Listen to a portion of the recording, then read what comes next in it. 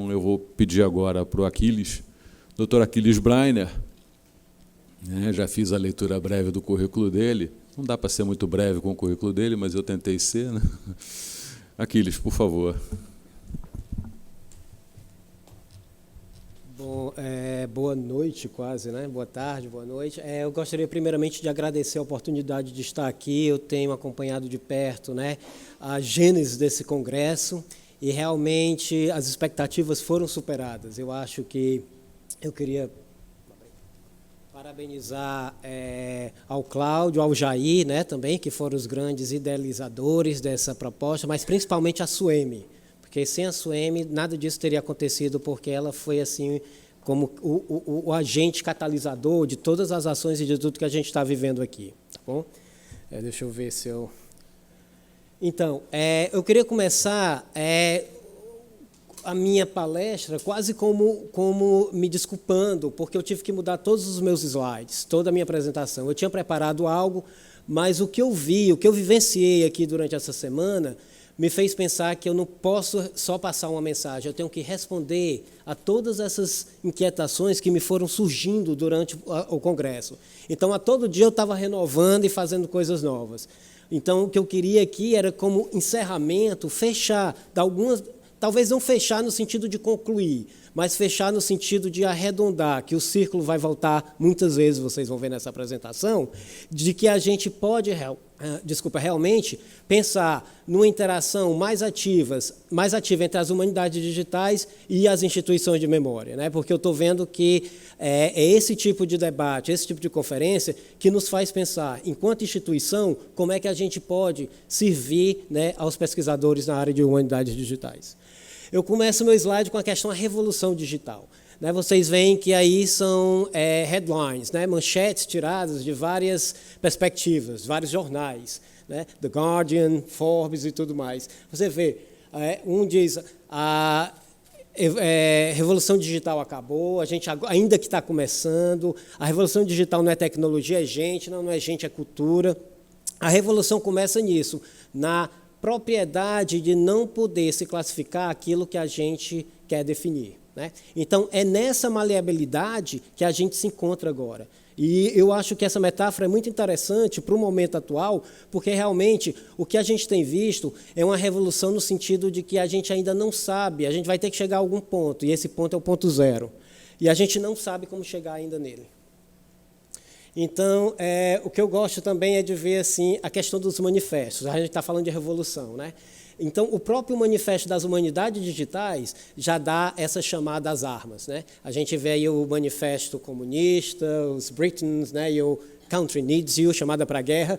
E até a questão gráfica desse documento digital, ele repete fidedigmamente a questão o formato, né, e essa manifestação física do mesmo manifesto. Tá? Letras vermelhas, pretas, o que indica preto, identificação, e vermelho, sangue. Né? E aí a gente entra na questão da morte, que foi lançada pelo Daniel Alves aqui.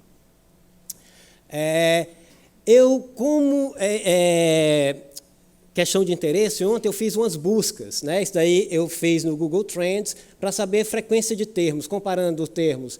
Eu fiz em inglês porque o Google Trends trabalha bem com inglês, né, na indexação. Digital Revolution e Digital Humanities. O que a gente vê é que os dois estão quase que se encontrando, quer dizer, já se encontraram, né? Então, é isso que eu estou pensando. As humanidades digitais, elas são, na verdade, uma grande revolução, tá bom? Elas estão realmente entrando nesse campo de batalha. A gente não está aqui só trazendo uma metodologia nova, a gente não está aqui trazendo uma disciplina nova, mas a gente está mudando todo um episteme. Eu sei que isso ainda é uma ideia a ser trabalhada, porque a gente não sabe ainda como a gente está mudando isso, mas a gente sabe que o processo está ocorrendo, e isso é inevitável. Só que eu estava vendo no Google Books, também, claro, que o meu sample aqui ele é bem característico de livros disponíveis no Google Books, que os termos Digital Revolution e Digital Humanities ainda estão muito separados. Isso significa que a nossa produção intelectual ainda não é vista ou não aceita a palavra revolução como essa transformação metodológica que a gente tem vivenciado hoje. Ops. E aí, tipo um word cloud, né, uma nuvem de palavras, para a gente ver quais as palavras, claro, num corpus específico. Digital Humanities, quais as palavras que estão mais associadas com esse termo? Tá? É incrível ver que não há aí instituição de memória, não há biblioteca, não há museu, não há arquivo. Né? Você vê, não há nem a palavra revolução. Tá? Então, a gente está vendo que há uma certa dissociação entre o que as instituições de memória pensam fazer e o que as humanidades digitais necessitam, né? Para que elas possam fomentar a sua própria existência. E aí eu pensei, eu vou pensar no termo humanitas. Né? Qual é a origem desse termo? Então, o termo vem a partir do Renascimento, quando já se deixa o estudo, a divindade, né, os estudos bíblicos de lado, para pensar no homem através de uma volta. Eu até fiz aí um highlight de descoberta e patrimônio, porque o que é que está acontecendo? A revolução do Renascimento só nasce através do passado. É essa volta para o passado que pode caracterizar e justificar esse presente que está mudando. Tá bom? E aqui, Humanitas Res Novae. Qual é a revolução da humanidade? Das humanidades. Né?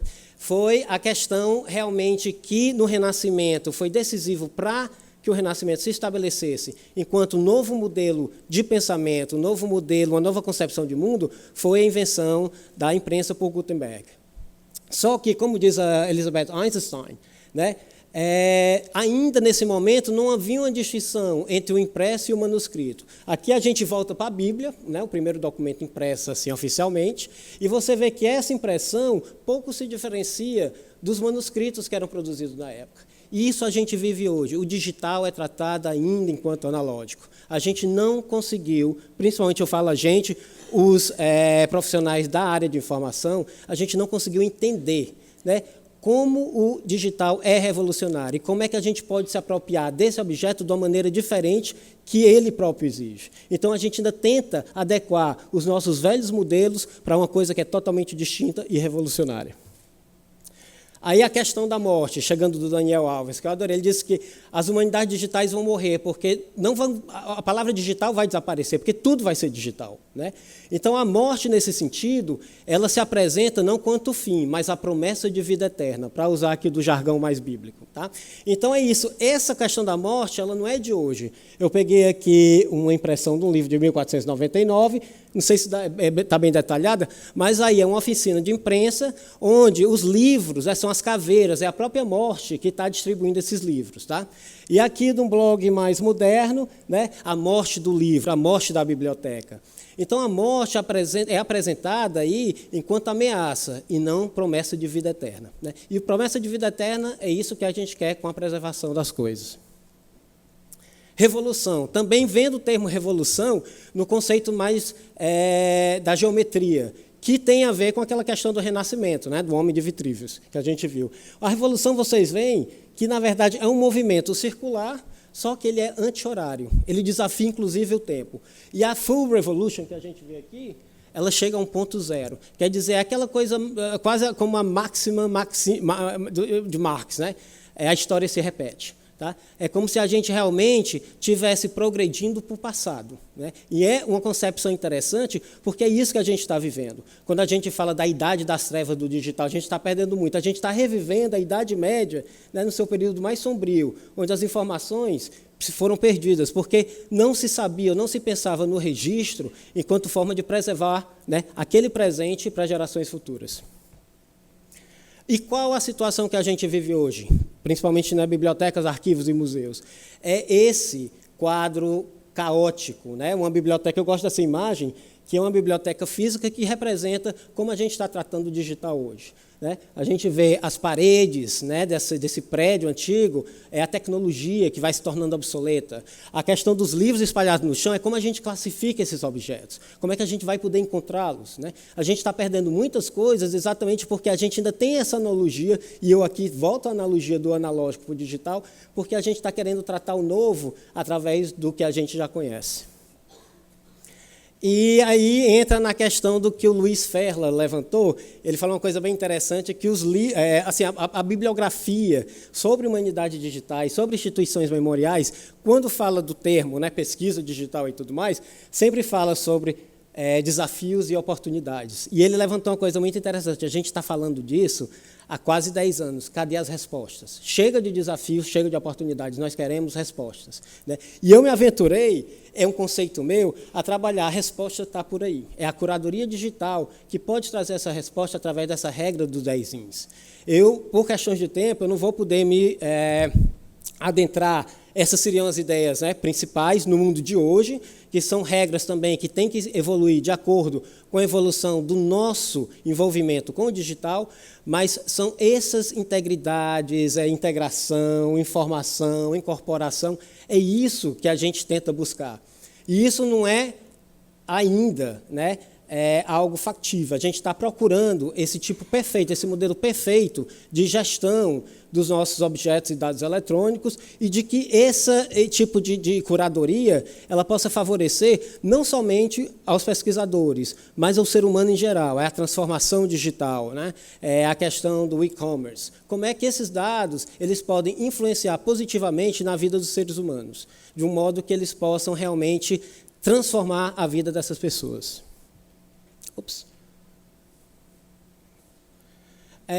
Eu acredito que vocês tenham visto já esse modelo de ciclo de vida dos objetos digitais. É um modelo que eu gosto muito, é um modelo cíclico também. A gente volta para a velha questão do ciclo, né? É um modelo diferente de se tratar o digital. O que antes a gente pensa, eu até tentei esquematizar as ações, né? Diferentes ações dentro do ciclo, mas, na verdade, eu fiz uma coisa super errada, porque o ciclo tem que ser entendido como uma roda que está se autoalimentando. É como aquela cobra, né, que morde o seu próprio rabo. Tá? A gente, quando chega no fim, é para iniciar novamente o processo, né? Os objetos, eles são algo orgânico, eles crescem organicamente, que está fora do nosso controle. Antes você tinha um livro, você punha um livro na estante. 10 anos depois você poderia, né, reaver essa informação, esse objeto, da forma como você colocou. Hoje em dia não. Mudam-se os formatos, mudam-se as tecnologias, mudam-se os pontos de acesso. E como é que a gente pode fazer algo que a gente crê ser estático e que não é, e como é que a gente pode fazer com que esse objeto possa ter uma longevidade e utilidade durante todo o seu ciclo de vida. Então, a revolução aqui é cíclica, né? É sempre de volta ao começo, como a gente viu ali na metáfora do ciclo, né? na geometria. Eu encontrei esse esquema da curadoria, também achei interessante, porque realmente ele mata o espírito da coisa, né? É o tipo da coisa, você quer que eu explique ou eu preciso desenhar? É quase eu preciso desenhar aqui, né? Porque você acaba compartimentando as coisas. Porque você não está integrando, você está pondo uma ordem nos processos. Essa ordem existe, mas é uma ordem diferente, é uma ordem rizomática, não é uma ordem hierarquizante. Então, é esse tipo, eu acho ótimo em termos de... É ótimo para aprendizado, né? Assim, Ivo viu a uva, né? Quando você está se alfabetizando no digital. Mas, ao mesmo tempo, isso ainda mostra como nós estamos presos a uma determinada episteme, a um determinado modelo de organização do saber baseado em conteúdos analógicos, ou no comportamento que a gente tem feito até agora. Um outro modelo funcional, não vou falar muito desses modelos funcionais, só quero falar da utilidade deles e por que eles são importantes, né? Eu acho que tem um pointer aqui. Vocês veem que é um modelo de arquivamento de dados e objetos digitais. Eu vou falar objetos digitais, mas entende-se que eu estou falando também de dados. Tá? O que é muito importante nesse sistema todo, para mim, são esses pacotes de informação. Porque é o pacote de informação que vai dizer e vai estar modificando-se o tempo todo para informar de como aquele dado ou aquele objeto deve ser preservado, deve ser acessado e deve ser reutilizado por diferentes grupos de usuários, né? O que a gente vê, por exemplo, nas bibliotecas, é que a gente teve um modelo conceitual de lista de cabeçalhos, assuntos temáticos, que eles não têm digamos assim, eles não se atualizam. Né? Eu uso muito o exemplo aqui do Guimarães Rosa, um livro como Grande Sertão Veredas. Ele está, em qualquer biblioteca que você vai, ele está catalogado da mesma maneira. Ele está catalogado como modernista, obra modernista, terceira geração de 45, literatura. Mas por que esse mesmo livro não pode ser visto como na área de estudos de gênero, já que ele trata do amor de Adorim, né, e do Riobaldo? Por que não pode ser visto como uma obra teológica? Né? Na época, estudos de gênero não existia enquanto conceito, né, de pesquisa. Hoje em dia já existe. Por que os nossos catálogos não podem alimentar esses novos conceitos e atualizar suas fichas? Né? Porque eles são analógicos, porque ele tem uma mentalidade analógica. O digital não tem isso. Esses pacotes, eles trabalham justamente nessa constante alimentação de novos dados. Tá? Você não fecha o pacote, você deixa ele aberto para que ele possa informar ao usuário, ao gerenciador dos acervos, de como esses objetos estão evoluindo e de como eles têm que ser tratados. Outro, eu também não vou me deter muito, mas vocês veem que são vários ciclos de vários modelos referenciais que nós chamamos, né? E que eles são, praticamente, eles dizem a mesma coisa. Que as decisões elas têm que ser tomadas antes mesmo de você fazer o arquivamento do objeto digital. Tá? As decisões elas são importantes como conceitualização. Você tem que conceitualizar, mesmo sabendo que aquele objeto vai mudar o tempo todo. Os requerimentos é a questão da mudança. Né? O acesso muda com o tempo e o tempo todo. Hoje a gente está acessando informação em celular, em outros dispositivos, mas amanhã ninguém sabe. A informação vai ser acessada por outros meios, por outras plataformas, com outras funcionalidades. Então, como é que a gente pode tratar o mesmo objeto e fazer com que esse objeto seja interoperável com o futuro, que a gente desconhece? Então, a questão do tempo. Né? A gente não pode ter a temporalidade, assim, no sentido de que a gente não pode prever o futuro, mas a gente pode deixar os objetos o mais aberto possível para que as opções que apareçam no futuro possam ser compatíveis com o uso daquele objeto no presente. E o terceiro, e aí é que eu bato sempre no mesmo ponto, as instituições de memória pensam muito no acesso, é uma visão bem século XIX. Né? Porque a minha página foi acessada por 500 usuários, ou 1 milhão, está ótimo, isso garante o meu sucesso. Não, o digital não é, o acesso é o ponto de partida para uma coisa muito maior que é o reuso. Né? Como é que esse objeto vai realmente ser utilizado pelos usuários? Né? Como é que a gente pode saber disso? Como é que a gente pode aperfeiçoar esses objetos, essas descrições, através do próprio feedback que os usuários nos dão? A gente tem ferramentas, a gente tem algoritmos que possam nos ajudar, mas as nossas plataformas são ainda muito ininterativas, não sei se existe essa palavra. Né? A gente não está aplicando nenhum tipo de ferramenta que possa alimentar. Né? A gente é como se fosse informação dos anos 70, a televisão, o jornal. A comunicação vai de um ponto a outro, mas ela não retrocede para a gente. Né? A gente empurra aquela informação e o resto a gente lava as mãos. Hoje não, o que a gente tem de fazer é saber como essa informação chegou ao usuário e como esse usuário vai utilizar aquela informação para enriquecer a descrição dos objetos, das próprias informações que nós produzimos. A questão cíclica, né? Você está retroalimentando os seus próprios sistemas. Eu gosto, esse gráfico aqui, eu acho que não dá para ver muito bem, que foi um colega, o Tom Norris, que é um bibliotecário de Miami, ele apresentou no ano passado no Congresso Internacional de Curadoria Digital. E vocês veem que esse gráfico, é porque não dá para ver, mas o modelo é tridimensional. Tá? Você vê que essas palavras elas podem estar mudando o tempo todo de acordo com os objetos, com as opções que a gente tem, com o entrosamento entre o usuário e o objeto, entre novas informações que estão sendo coletadas, produzidas.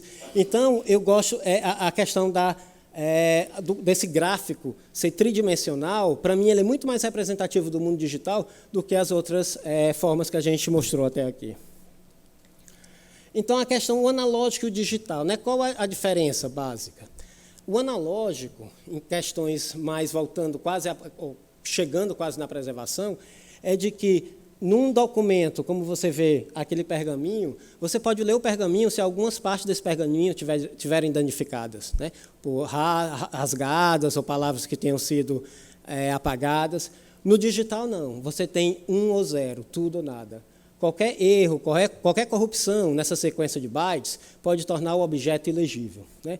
A segunda dependência, que é muito forte, é da fisicalidade que faz, quer dizer, os hardwares, né? Que fazem o hardware para armazenamento e para processamento, que fazem ser possível ler esses bits and bytes que para a gente não representa nada, né? Então, a preservação, aí vocês veem que a gente tem que preservar duas coisas, né? A gente tem que preservar os formatos, esses númerozinhos, da maneira que eles foram criados, mas a gente tem que preservar também as máquinas de leitura, né? Fora o software para a interpretação desse conteúdo. Então, é uma cadeia de dependência muito grande, né? Que a gente tem que estar sempre atento. O que eu noto também é que a ênfase, às vezes, está muito voltada na tecnologia. Pô, eu tenho um scanner, não sei o quê, 400 mil DPIs e blá, blá, blá.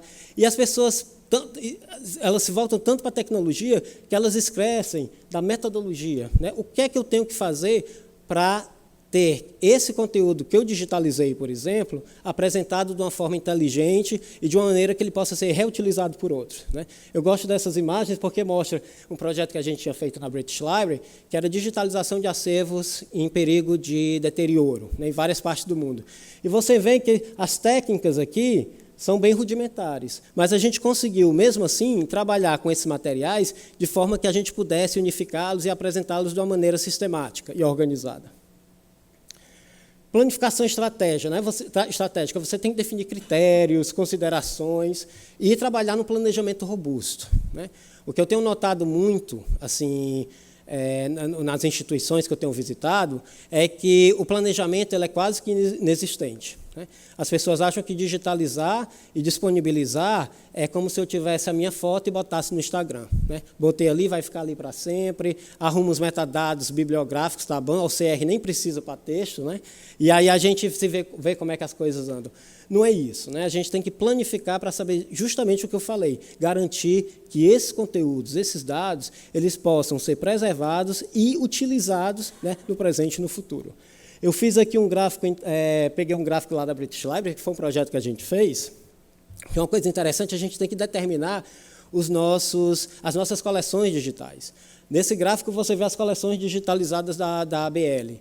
Você vê o azul, são os livros físicos, né, da instituição, tem essa margem de erro através desses movimentos de pico, mas é porque tem uma explicação para isso, que algumas vezes dos livros, que é tudo do século XIX, alguns deles não tinham data, então a gente fazia, porque não tinha esse metadado, a gente reunia tudo num ano, tá bom? No período X, e você vê que a linha vermelha é a equivalência dos livros digitalizados.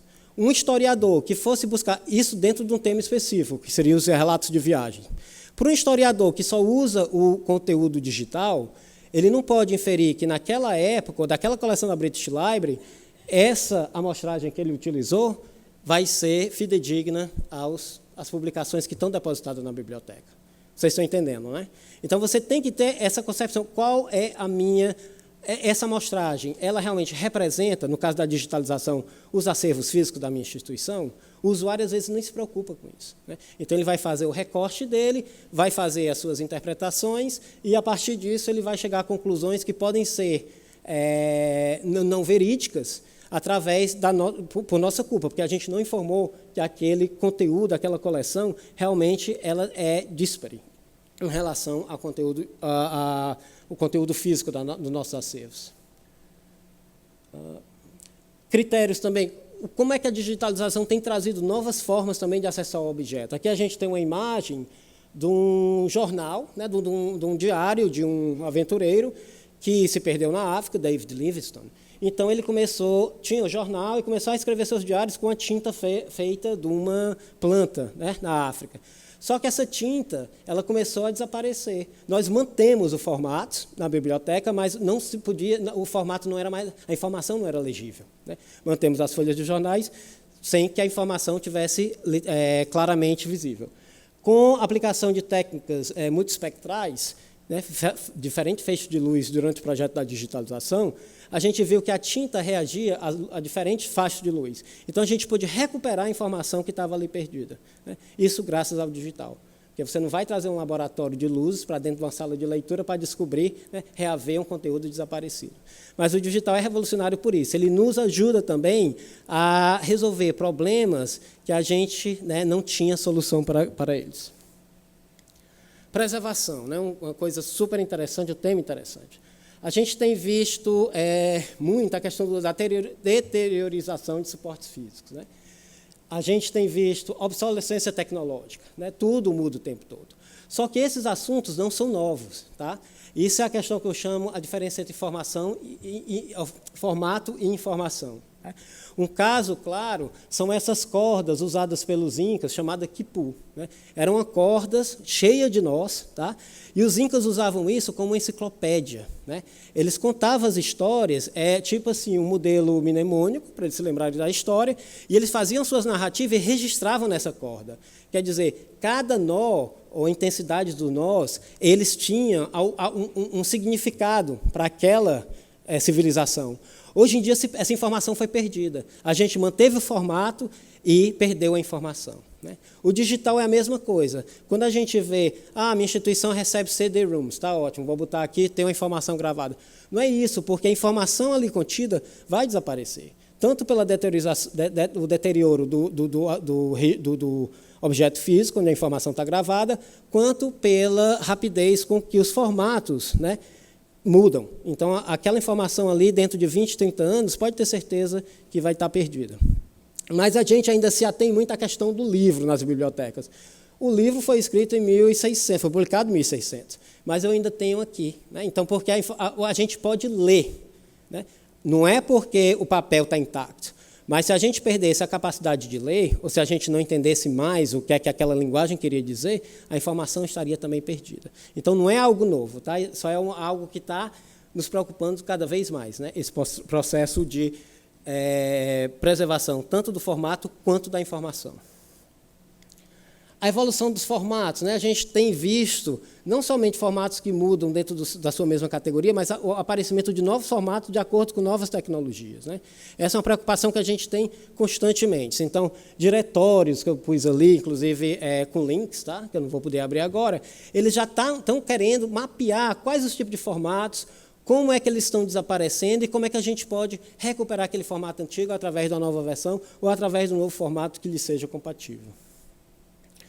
E o que eu gosto também, eu nem traduzi essa frase, essa citação do Rothenberg, que é Digital resources last forever or 5 years, whichever comes first. A gente não sabe, pode ser por 5 anos ou 50.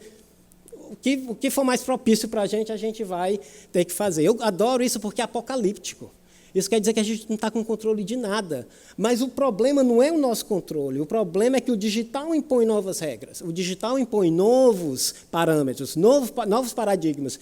E a gente tem que se adequar a eles. Tá? Então, a questão do controle, ela vai ter que ter, para que a gente possa aceitar o novo, a gente tem que entrar no campo de raciocínio e de concepção que seja totalmente diferente do que a gente viveu até agora. Também uma outra citação que eu gosto é dessa, que a preservação digital são ações e intervenções que garantem o acesso contínuo, autenticidade, como é que a gente garante a autenticidade do objeto? Isso é importante. Não é só informação, mas é experiência. É quase como um aspecto fenomenológico. Na questão da preservação dos jogos, não é só o joguinho que a gente quer preservar, o Pac-Man, para ser agora lido por uma máquina moderna. A gente quer a experiência do jogo. Tá? Então, o digital traz a experiência contida em si. Ela é a informação que é a informação vivenciada. Não é mais aquela informação que está fora de mim. É uma informação que faz parte de mim. É um aspecto quase fenomenológico. E eu gosto também da questão do tempo. O tempo, quem vai decidir isso é a relevância do objeto. Mas como é que a gente vai saber que um objeto vai ser relevante hoje e não amanhã? Quem é que pode garantir isso? Então, o que a gente tem são muito mais dilemas até agora do que respostas para o que a gente quer. Quer dizer, isso é quase como uma situação caótica. Mas é só dentro desse aspecto e desse contexto caótico, que eu chamo revolucionário, que a gente pode sair com uma solução inteligente, porque é o novo. E a estratégia revolucionária, eu adoro essa citação também, que o maior inimigo de um bom plano é o sonho de um plano perfeito. Não existe perfeição. Tá? Tudo, no digital, principalmente. E a questão da revolução também aí. Como a gente está numa guerra constante, e a nossa guerra parece ser contra o tempo, a gente tem que ganhar essa batalha não por conseguir conquistar todo o território, mas pelo menos defender as nossas fronteiras. Tá? E a defesa das fronteiras é isso. Como é que a gente captura o mundo atual do digital de uma maneira que seja, pelo menos, uma amostragem significante para que essa amostragem de objetos, de dados, ela possa ser significante para pesquisadores do futuro. Os arquivos digitais pessoais, eu gosto também dessa charge, né? Está lá o poeta escrevendo a sua poesia e está lá o curador digital. Mas olha o processo, antes era pegar um papel e escrever no papel. E ali estava tudo, formata a informação, não precisa de decodificador. Hoje em dia, não. Essa produção vai depender de muitas. Sabe? Um documento digital, ele não tem só um formato. Né? Ele possui várias camadas. Ele possui interação com outros documentos. Como é que a gente organiza isso? A questão dos manuscritos digitais. Né? O que é que tem sido feito no Brasil para que esse tipo de informação seja recuperada? Antes a gente pode ver, por exemplo, os rascunhos de Machado de Assis, as diferentes versões das novelas, né, ou romances que ele escreveu. Como é que eu faço isso hoje com um escritor no presente? Que ele escreve tudo, produz tudo através de processadores de texto. Né? Então, a gente tem que pensar nisso. E a gente há técnicas forenses, né, de recuperação da informação, mesmo as deletadas, que você pode recuperar esse tipo de informação. Mas, pelo que eu saiba, das instituições de memória cultural que eu tenho visitado, nenhum ainda começou com esse tipo de planejamento ou ação.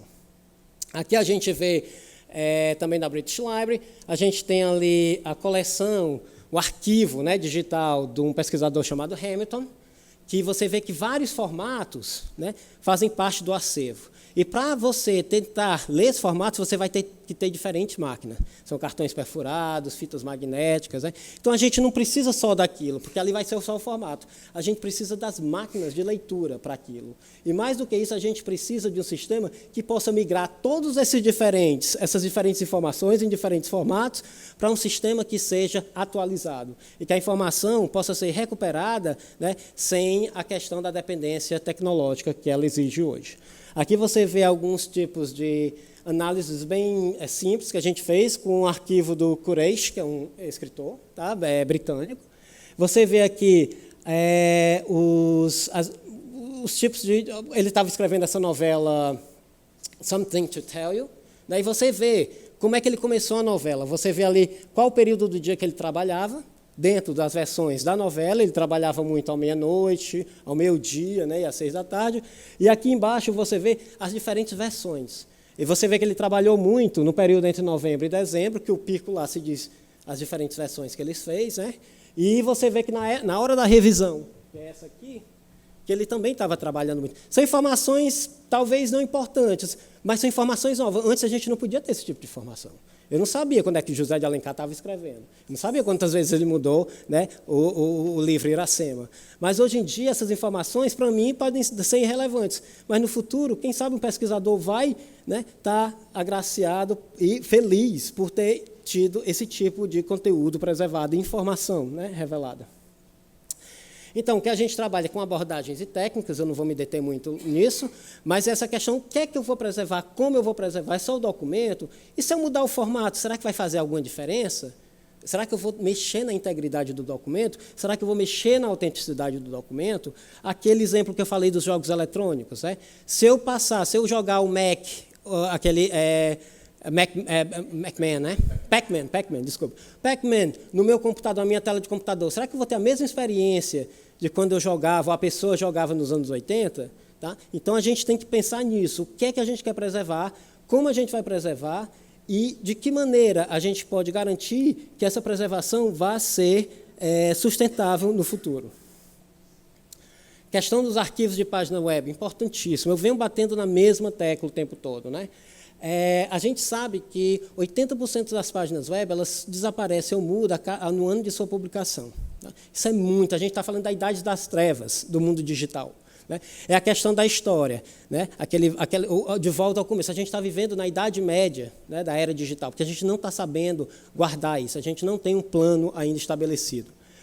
E eu estava vendo aqui no Registro de Domínios do Brasil que... nós temos hoje quase 4 milhões de endereços registrados para a página web. São endereços. Dentro do endereço pode conter várias páginas. Né? O gov.br contém várias páginas. E tudo isso está se perdendo.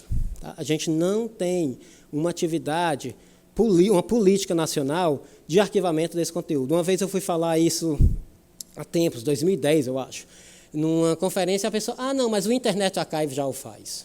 Sabe assim, você delega a outros aquilo que é o seu dever. Inclusive, eu estava lendo a Lei de Depósito Legal de 2004, né, que fala abertamente, a gente tem, as instituições de memória, no caso a Biblioteca Nacional, tem o dever, né, de gravar todas as publicações produzidas por qualquer meio ou processo. Apesar de não falar aí meio eletrônico, é claro que o meio eletrônico está subentendido, né? E o que é que a gente tem feito? Essa é uma lei de 2004. Nada, vamos fazer 20 anos de lei, perdemos muitas coisas, né? Imagine, um escritor, uma pessoa que vai estudar literatura hoje ou no futuro, como é que ele vai entender, né, a produção do escritor sem os blogs, né? Como é que um historiador vai estudar o século XX sem as páginas web, né? Isso é inconcebível. É assim, a gente vive nesse dilema e parece que a gente está cruzando os braços para essa realidade, esperando que a solução caia magicamente do Internet Archives. A gente não sabe qual o processo de seleção, como esses dados serão disponibilizados, né? Então, a gente tem parece que é essa malemolência, parece que a gente espera que o milagre aconteça e que esteja tudo bem. E isso é uma questão séria. E eu acho que os humanistas digitais, na questão do arquivamento de páginas web, deve tomar uma posição de frente e exigir que o governo realmente exerça o seu papel estabelecido por lei, né, de que esse conteúdo comece a ser gravado, arquivado imediatamente. Só para ter uma ideia das instituições de vocês, quais das instituições de vocês arquivam a própria página web? Provavelmente nenhuma. As universidades estão gravando, né? Tem informação que só aparece em conteúdo em formato digital. As informações de políticos, principalmente nessa época de campanha, um político escreve uma página, promete 1001 coisa, depois apaga tudo. Quem é que está registrando tudo? Como é que a gente vai poder, né, exercer o nosso papel de cidadão e cobrar, né, o que foi prometido se a gente não tem uma prova daquela promessa? Então, são essas utilidades quase que práticas que a gente tem que abrir os olhos, tá? Então, eu digo que eu estava até falando anteriormente, o futuro, né, no futuro os historiadores irão entender o nosso presente como o presente à época do erro 404. Não vai ser encontrado nada, tá? Não, a gente vai perder um conteúdo valiosíssimo da nossa cultura. E eu não estou falando nem cultura, né? Eu falo do sentido mais amplo de dados científicos também, tá? Muitas questões científicas, dados, são publicados na web e a gente está perdendo, né? A gente já vê isso com as publicações. A gente faz um artigo, hoje, citando links, e dentro de um ano, a maioria, 70%, 80% desses links estão mortos, né, estão desativados. Então, isso é uma preocupação muito grande, tá? A gente está perdendo muita coisa. Então, qual seria a concepção que eu tenho de uma curadoria digital e como é que as instituições de memória podem auxiliar as humanidades digitais? As bibliotecas, arquivos e museus, elas têm que funcionar como laboratórios de ideia. Tá bom? E o laboratório, eu adoro essa palavra, experiment. Você tem que experimentar. O laboratório é aquele local onde você vai fazer seus experimentos. Se explodir ou não tudo, só Deus saberá. Então, a gente tem que trabalhar nesse sentido. Não que as coisas tenham que ter uma utilidade prática e imediatista, mas elas têm que ser experimentadas. Como o digital muda o tempo todo, a gente está vivendo numa época de constante experimento, né? Então, as instituições de memória, elas têm necessariamente que mudar a sua concepção de atuação. Não como provedoras de acervo, mas como espaço de interação entre os seus acervos e usuários. Então, eu coloquei aqui uns exemplos, que eu também não vou ter tempo de detalhar, mas o laboratório seria isso, não é um laboratório físico, não. O BL Labs não é um laboratório físico, é um laboratório remoto. Você oferece os dados, os usuários trazem as suas ferramentas, ou a gente desenvolve as ferramentas juntas, e a partir dali a gente vai pensando em novos modelos de enriquecimento de objetos e dos dados descritivos para esses objetos. Serendipidade, né? Como é que as instituições ainda estão presas às suas páginas web, às suas plataformas, sem se ater ao comportamento informacional do usuário?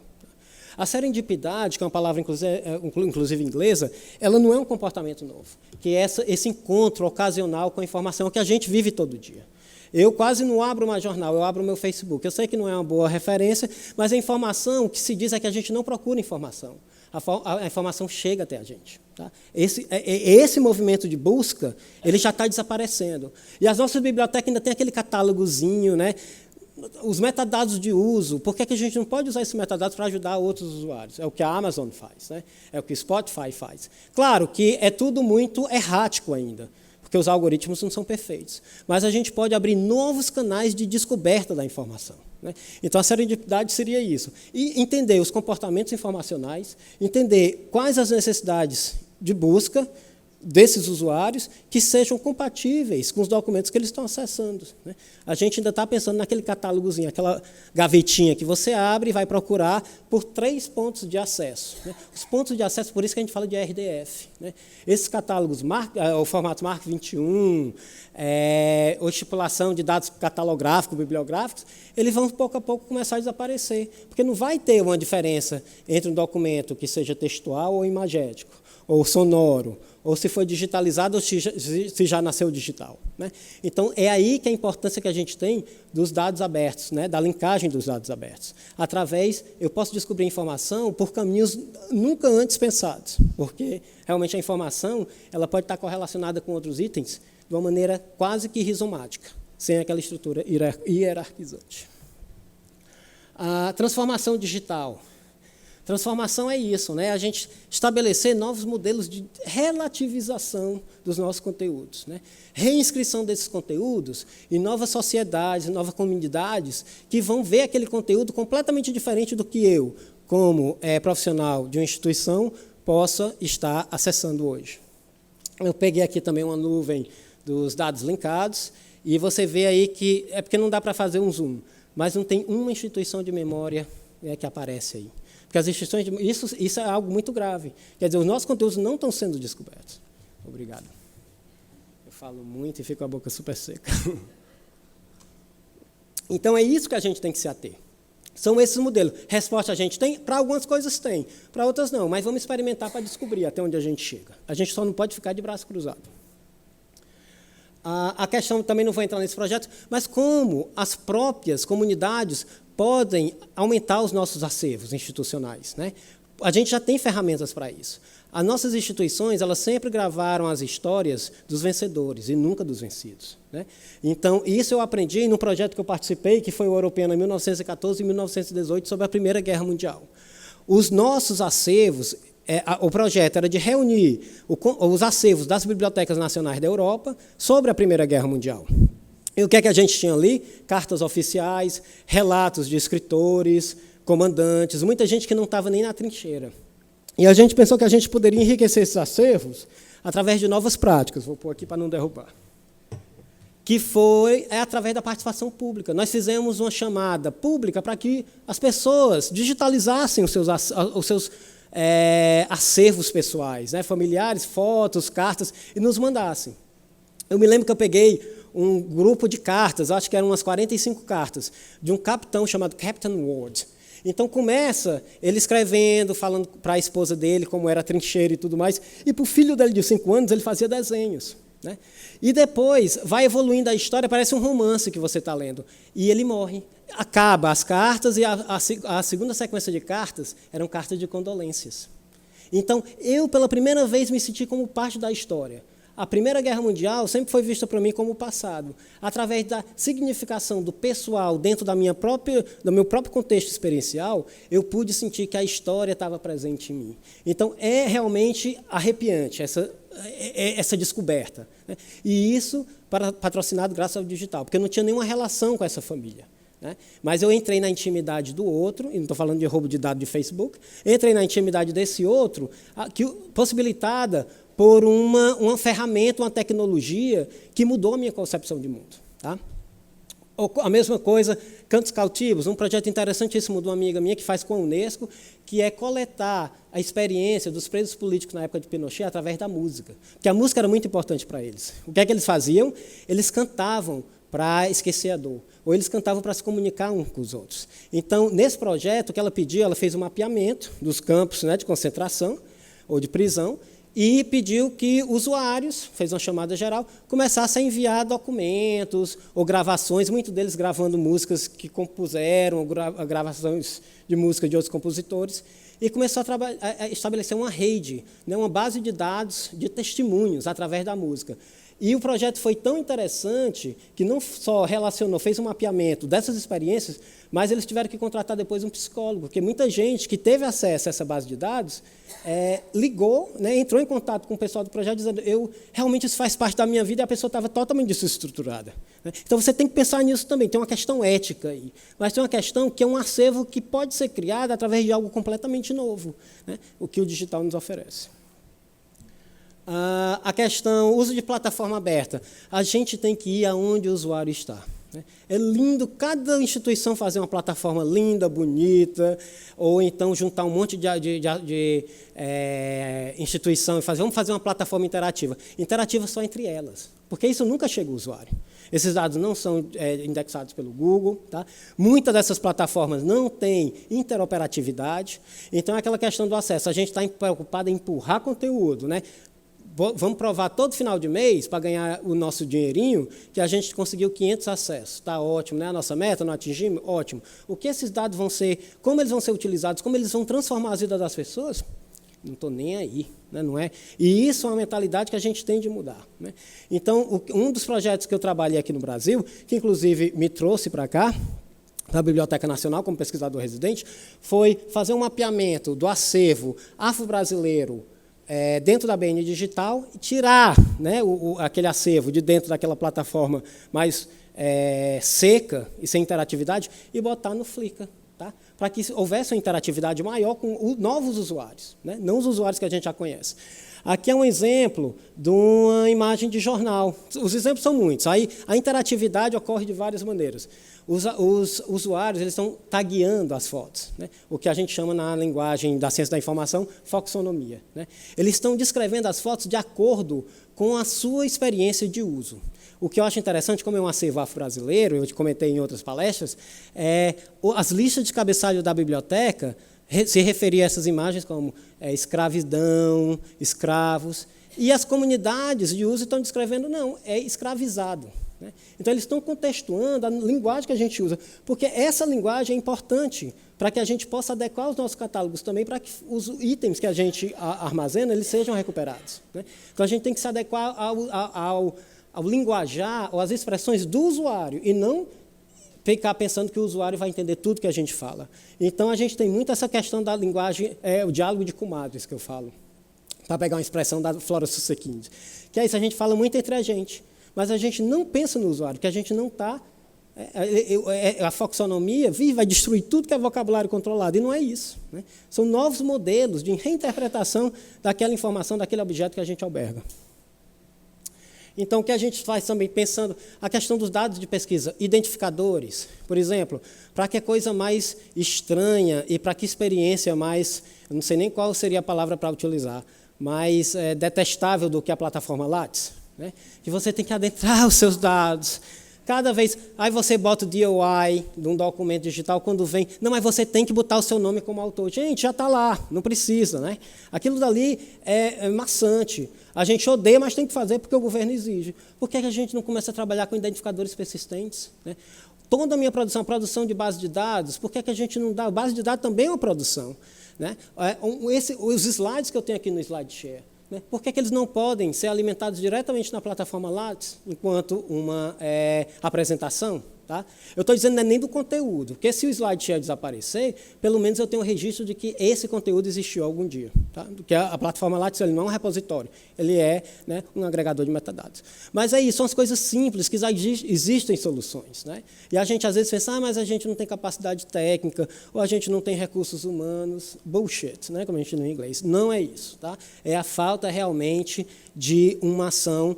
Mas até nós, pesquisadores, devemos questionar essas plataformas. Né? Se a gente tem que trabalhar com isso, que pelo menos seja uma plataforma amigável. Né? Mas eu digo isso porque a gente trabalha muito, eu estou no projeto que é o Thor, que é na integração de todas esses tipos. Olha, a gente tem o ORCID, que é o identificador para pesquisador, a gente tem o DOI, que é para o artigo, a gente tem um outro identificador para isso, para aquilo. No final, os identificadores não vão servir para identificar nada.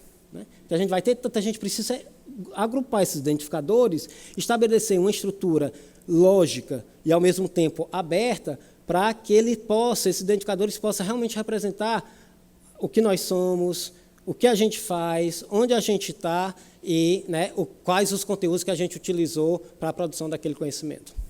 Engraçado também como o digital ele ainda amedronta os pesquisadores. A maioria dos pesquisadores que fazem artigos hoje em dia vai buscar conteúdos na internet. Por exemplo, na questão dos livros digitalizados, o pesquisador, nas suas referências bibliográficas, vai citar o livro no formato material. Ele não cita que aquele livro foi encontrado na internet, né? Mesmo que ele tenha encontrado, porque ele tem medo. Porque a internet mete medo, porque a gente sabe que ela é muito volátil, é muito vulnerável, né? A gente põe um link de um artigo, será que esse artigo não foi publicado, né, em formato físico? Eu prefiro físico, né, para citar que é melhor. Mas a gente está acessando no digital, né? Porque a gente não confia ainda. Eu digo a gente, assim, os pesquisadores, né? Então, a gente tem que quebrar também com esse paradigma, porque a gente tem que vencer essa batalha, já que a gente está numa revolução. Então, quais as considerações que eu queria fazer, né? A questão da curadoria digital, principalmente no Brasil, que eu tenho observado, é muito trabalhada no termo da preservação e dado científico, né? Tem muita gente fazendo trabalhos maravilhosos. O IBIT tem feito um trabalho maravilhoso. O CNEM está um trabalho excelente. Mas as instituições de memória, parece que a gente ainda não pegou, né, esse espírito da coisa. Tá? Então, a curadoria digital, muitas vezes, é interpretada só como preservação. Não é preservação. Preservação é um componente, mas é muito mais do que isso. É garantir, né, através de medidas de preservação, mas também a utilidade desses objetos através de diferentes grupos, né, através de diferentes plataformas. A interoperabilidade, é entendimento do cidadão, é entendimento da sociedade, né, de quem acessa, como acessa, quando acessa, é tudo isso junto, né? É uma coisa mais ampla. Falta muito diálogo. Ou a questão mesmo da terceirização, né? As instituições, elas terceirizam os seus programas de digitalização. E as empresas fazem do jeito que quer, entregam os metadados, não entregam, não há uma padronização, né? A questão dos pacotes de informação, quando eu chego, que eu falei daquele modelo referencial OAS, todo mundo usa, eu chego aqui nas instituições, e os pacotes de informação, o pessoal me olha assim, pacote de quê? Então, não é porque eu saiba mais do que a pessoa que está, o meu interlocutor, mas é porque o interlocutor tem uma ideia do que é que realmente se passa. A gente não fala tanto de interoperabilidade aí é de capacidade de saber, né? A gente tem que ter isso também. A gente tem que estar atenado para o que é que está acontecendo com todas as outras instituições, para que a gente possa garantir o nosso espaço nesse cenário mundial do digital. A questão do acesso e reuso, que eu sempre falo, né? É sempre aquela coisa, as estatísticas falam mais do que qualquer coisa, a qualidade não importa, é só a quantidade. E também essa falta de diálogo, principalmente entre as humanidades digitais. Daí a minha proposta de que as instituições comecem a pensar nos seus laboratórios, né? O laboratório não é um espaço físico, mas é um laboratório, é um espaço de fomento de ideias. Tá? E começar, a partir daí, descobrir, né, novas ferramentas, ou chegar a novos resultados, aumentar, né, ou melhorar suas descrições, aumentar os seus acervos. Então, é isso que a gente quer, né? É uma pegada muito mais moderna, contemporânea, para a gente dizer que a gente realmente venceu essa batalha. Então, a proposta, né, tem, em 2010, se eu não me engano, foi lançada a Carta Recife 2.0, que, para mim, é um documento marco dentro da curadoria digital no Brasil, né? Ela foi estabelecida no Congresso, que foi o CTCM, e o que eu gosto é que ela fala que as iniciativas ela ganham vigor e visibilidade a partir da inventividade fragmentada. Eu adoro esse termo, né? A gente está fragmentado, mas cada fragmentação está criando uma coisa nova. Só o que a gente tem que fazer? A gente tem que interconectar. E a gente tem que interconectar, não é só os acervos da gente, não. São as invenções, são as descrições, são os novos objetos, são novos comportamentos. É isso que tem que ser uma rede, né? A rede não é só agregamento de metadados ou objetos digitais, mas é também experiências, né? A questão da fenomenologia. E, antes de encerrar a palestra, eu queria propor, e eu acho que já está acontecendo, e já aconteceu no passado, mas a coisa se acalmou um pouco, trabalhar na questão das redes de humanidades digitais, né? Uma rede não no sentido de rede, a interconexão de saberes, tá? Não é uma rede, né, na web, não, mas é uma rede de pessoas, uma rede de ideias, né? Como esse congresso, que, para mim, eu aprendi muita coisa, eu ouvi muita coisa, ouvi conteúdos relacionados à arte, à filosofia, à tecnologia, e tudo, para mim, começou a se interconectar. Porque a gente tende muito a trabalhar nos nossos silos, né, nos nossos casulos. A gente tem nossos alunos, a gente tem nossa pesquisa, a gente tem aquele modo analógico. Mas o nosso comportamento social é todo de rede. Por que a gente não pode trazer esse comportamento social para as nossas práticas profissionais, né? É a minha grande questão. Então, para mim, a curadoria digital é isso, né? Você vê que o conteúdo digital não é o acesso, ele tem que promover inovação, né? Uma integração de saberes, integração de visões, dados que possam ter interpretações completamente distintas, essas interpretações devem ser agregadas ao dado, porque ele enriquece o dado, ele enriquece o objeto, né? E a extensão, sair dos nossos laboratórios, que eu digo, né, institucionais, das nossas paredes institucionais, para trabalhar com o público em geral, né? O que se fala hoje muito no Brasil, é a popularização da ciência, né? Como é que essa ciência pode chegar ao indivíduo comum, que não tem acesso realmente à literatura científica? A gente também tem esse dever, e eu acho que é algo que a gente tem que buscar. E é isso, eu fico, os slides estão disponíveis no SlideShare, até que deixem de ser preservados, tá? Mas eu estou aqui, vou ficar mais um tempinho, qualquer pergunta, estou às ordens. Obrigado.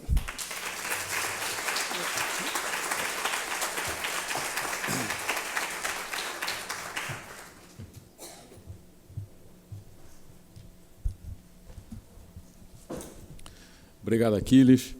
É sempre bom a gente ouvir o Aquiles falar, né? Porque sempre que a gente ouve o Aquiles falar, a gente vê que ainda tem muita coisa para a gente fazer, né? Tem trabalho para chuchu, né? E também é importante até a participação do Wagner, aqui do Wagner Diniz, porque ele pode também observar que a W3C também tem muita atividade importante aí a executar nesse processo de sustentação e de padronização, aí, de organização, na verdade, desse ambiente, né? Então, mais uma vez agradeço ao Wagner, ao Aquiles aí pelas contribuições.